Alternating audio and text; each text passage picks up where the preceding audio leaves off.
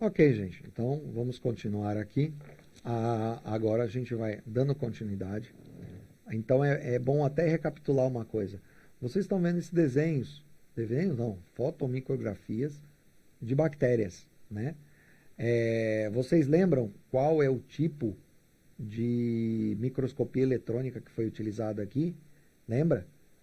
Você tem uma estrutura, o feixe de elétrons vem e varre a superfície. Então você vai ver a estrutura externa do micro-organismo ou do objeto a ser analisado.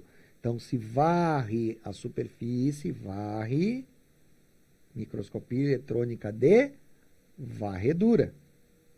Então, aqui vocês estão vendo uma bactéria, tá? Aqui uma bactéria curva, tá? Que é um víbrio, a gente vai ver daqui a pouco, e aqui um flagelo único. Nesta daqui vocês estão vendo uma bactéria e vários flagelos em torno de sua estrutura, tá? Então, cada uma dessas bactérias tem um nome, tem uma característica relacionada àqueles flagelos. Ou seja, nós temos a estrutura flagelar e elas podem ser distribuídas dessa forma. Um flagelo polar, que a bactéria pode ter, ela pode ter dois flagelos polares. Então, olha aqui, ó, um num polo, outro no outro polo. Essa daqui é uma bactéria em forma de mola, ou seja, é uma espiroqueta, tá? Então, espiroqueta é quando você tem uma forma de mola. Lembra que eu falei para vocês já sobre isso. Existem outras bactérias que têm vários flagelos polares. Olha aqui, ó, vários flagelos polares. Tem outro grupo que tem em toda a superfície ou periferia, né? Então, aqui você tem também outro tipo de inserção. E tem bactérias que não têm nenhum flagelo, né? Que eu já também comentei com vocês. Então, vocês veem aí que tem diferentes formas de inserir flagelo, né? E lembrando, então, flagelo é relacionado com o deslocamento, tá bom? Então, o flagelo auxilia a bactéria no deslocamento. Já as fímbrias ou piles, que também chamavam de pelos, né, cerdas, não estão relacionados ao deslocamento. Eles simplesmente auxiliam na aderência. Então, esses pelos aqui, né, esses pelos todos aqui, eles são relacionados com aderência. Lembrando, como eu já comentei, que eles podem ter a função, se houver a informação genética para isso, então a bactéria pode reconhecer uma outra e produzindo plasmídio, uma estrutura de DNA extracromossômico. Então, a característica genética para a construção desta ponte, que o pessoal chama aí de sex pilus, tá? Ou pelo sexual, em que vai formar um canal de contato de um pelo que vai aumentar de tamanho e vai formar um canal entre uma bactéria e outra.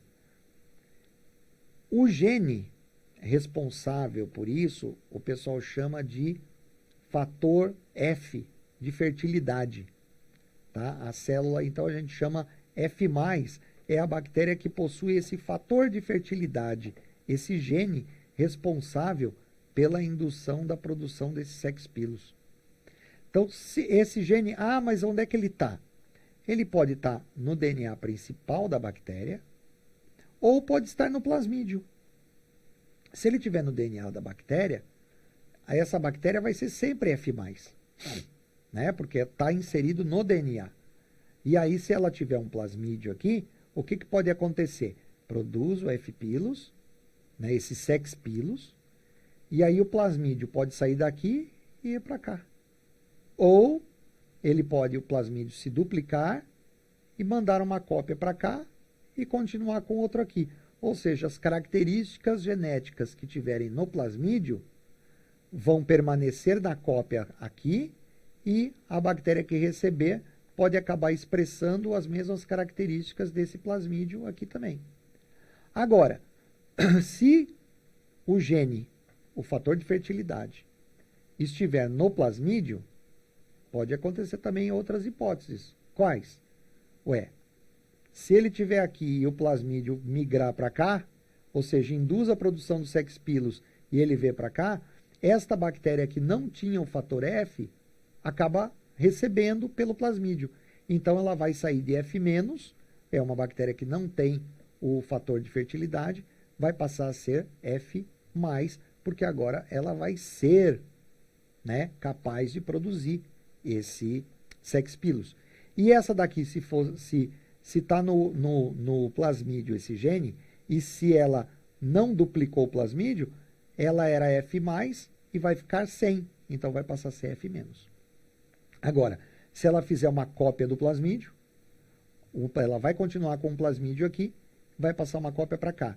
Então, ela vai manter aqui o sex pilus, o fator F de fertilidade, porque está no plasmídio que ficou.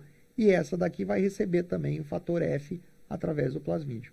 Então, esta correlação aqui pode dar várias combinações e alterações de F+ para F- e F- para F+. Lembrando que esse sex pilus aqui, a bactéria pode induzir não só apenas um, mas pode ter outro vinculado a outra bactéria, outro vinculado a outra, outro vinculado a outra. Isso independe do número e depende só da quantidade de plasmídios que ela vai ter para justamente repassar para outras bactérias. Ok, gente? Então, esses são os pelos. Então, as funções dele estão relacionadas ao que mesmo? Fixação e conjugação, que a gente chama, que é essa troca de material genético, tá bom? Outra estrutura que eu não comentei até agora com vocês, que pode algumas bactérias possuírem dentro dela, pelo próprio nome, porque é por isso que é dentro, né? É o endoesporo. Então, o que é um endoesporo? Um esporo, para bactéria, a gente considera como uma estrutura de resistência. Para o fungo, é mais uma estrutura de reprodução e disseminação. Isso vocês vão ver mais para frente. Mas para a bactéria, normalmente, bactérias que produzem esporo, o esporo é uma unidade de resistência. Então, por exemplo, a bactéria que tem uma capacidade de produzir esporo, exemplo, Bacillus cereus, como exemplo, se for submetida a uma temperatura um pouco mais alta, naquela população bacteriana de Bacillus cereus, algumas vão estar com o endoesporo dentro desta bactéria. E aí, a estrutura vegetativa da bactéria, o corpo da bactéria, devido àquela alta temperatura, morre. Mas o esporo que estava lá dentro consegue sobreviver, porque vocês estão vendo aqui no desenho, ele é formado por várias camadas. As camadas mais internas são mais relacionadas a quê? A estrutura da bactéria, ou seja, é como se fosse uma bactéria dentro da outra, só que fica dentro de um cofrinho. Então, você tem material genético, uma cópia do material genético, um pouco da membrana, um pouco da parede, ou seja, todas as estruturas que a bactéria possuía originalmente vão estar aqui. E por fora, você tem camadas corticais, exospore, ou seja, são camadas que resistem às condições adversas. E tudo isso dentro da bactéria. Então, se a bactéria, o corpo, a estrutura da bactéria morrer, arrebentar por conta de frio, calor excessivo, falta de água, excesso, o que seja, e ela tem a capacidade de ter produzido o endoesporo, o esporo vai permanecer intacto. E ele, claro, ele comunica essa estrutura aqui, de dentro para fora e de fora para dentro, tem uma troca de sinais químicos.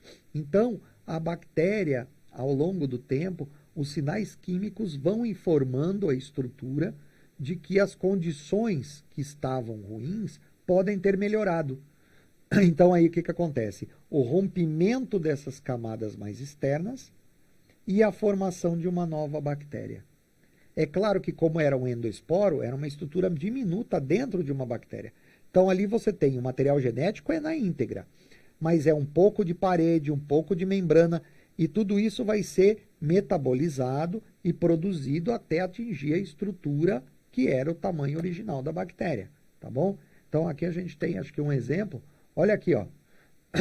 Vocês estão vendo aí nos desenhos, essa parte mais esbranquiçada dentro né, a parte escura, é o endoesporo. E toda a estrutura em volta dessa parte clara é a bactéria. Então vocês estão vendo que praticamente a bactéria ocupa, o endoesporo ocupa até uma parte grande da bactéria. E tem umas bactérias que estão sem o endoesporo. Então, numa população, mesmo sendo uma cultura pura quando eu falo é quando é composto basicamente de um único grupo, né? Uma única espécie. Dentro dela você tem um número determinado de bactérias ali que tem o esporo. Se elas têm capacidade genética, ou seja, por exemplo, Bacillus cereus. Você tem uma população como essa aqui, vamos supor que seja de Bacillus cereus. Algumas bactérias de Bacillus cereus não produziram o endoesporo. Então, se eu submeter a uma temperatura ou uma condição ruim, elas vão morrer. Mas as que possuem endoesporo, a estrutura externa, que é a estrutura da bactéria, vai morrer, mas o endoesporo vai ficar ali ativo, esperando melhorar a condição para poder germinar. Então, algumas bactérias têm esta capacidade. E dentro do endosporo, ele pode inclusive produzir toxinas e serem lançadas no ambiente. Ou seja, existem bactérias que na sua forma normal, elas não produzem toxina, mas quando elas estão na forma de um esporo, elas podem produzir toxinas, tá? Por exemplo, o Clostridium botulinum, acredito que, se não me falha a memória, é uma delas, que o problema é quando ela tem essa forma justamente de esporulada para produzir a toxina, tá bom?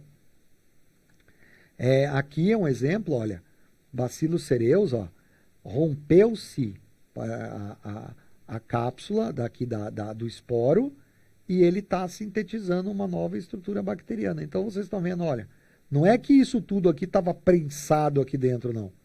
Isso tudo foi metabolizado, a parede, em uma nova membrana para atingir o tamanho original da bactéria, tá bom? Aqui o Clostridium botulinum, ó. Então aqui você tem a estrutura do Clostridium, né, uma parte dela aqui da bactéria, e aqui está o endoesporo, que é o responsável, que é o esporo, quando a bactéria sai, então fica só o esporo, é o responsável pela produção da toxina botulínica, tá bom? Continuando, falando sobre os tipos morfológicos e fundamentais das bactérias, ou seja, estruturas bacterianas. Então, essa questão relacionada a estruturas, tamanho, forma, arranjo, eu vou falar na sequência para vocês, ok? Porque é um tema um pouquinho mais longo e aí a gente não vai prolongar para não cansar muito, tá? Então, na próxima sequência eu falo sobre elas.